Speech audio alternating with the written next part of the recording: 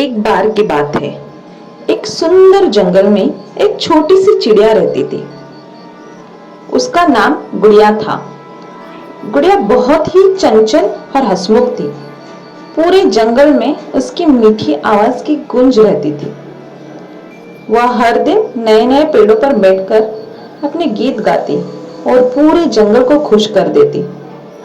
गुड़िया का एक सपना था कि वह सबसे ऊंचे पेड़ पर जाकर अपनी आवाज को और दूर तक पहुंचाए, लेकिन उसे पेड़ तक पहुंचना आसान नहीं था। पेड़ की शाखाएं बहुत ऊंची और कठिन थी। उसके दोस्तों ने समझाया, यह पेड़ बहुत बड़ा है और तुम इतनी छोटी हो, तुम वहां तक नहीं पहुंच पाओगी। लेकिन गुड़िया ने ठान लिया था कि वह कोशिश जरूर करेगी। एक दिन उसने साहस जुटाया और उस पेड़ पर चढ़ना शुरू किया। वह धीरे धीरे ऊपर की ओर उड़ती गई, लेकिन कुछ दूरी तक पहुंचते ही उसकी ताकत खत्म हो गई और वह नीचे गिर गई। थकी और उदास गुड़िया सोचने लगी कि शायद उसके दोस्त सही कह रहे थे।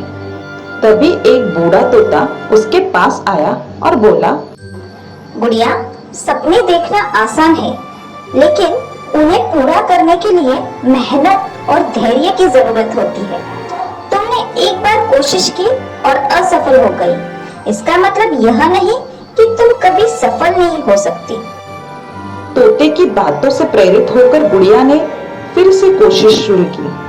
हर दिन वह थोड़ा थोड़ा पेड़ के ऊपर चढ़ने की कोशिश करती। कुछ ही दिनों में वह सबसे ऊंची शाखा तक पहुंच गई। वहां से उसने पूरे जंगल को देखा और अपनी मीठी आवाज में गीत गाया। उसकी आवाज अब और भी दूर तक गूंज रही थी। तो यह कहानी हमें सिखाती है कि अगर हम दृढ़ निश्चय और मेहनत से अपने सपनों के लिए प्रयास करें तो कोई भी मंजिल नामुमकिन नहीं होती। तो कैसी लगी हमारी चिड़िया की कहानी? कमेंट में जरूर बताना और हमें सब्सक्राइब करना ना भूलना। धन्यवाद।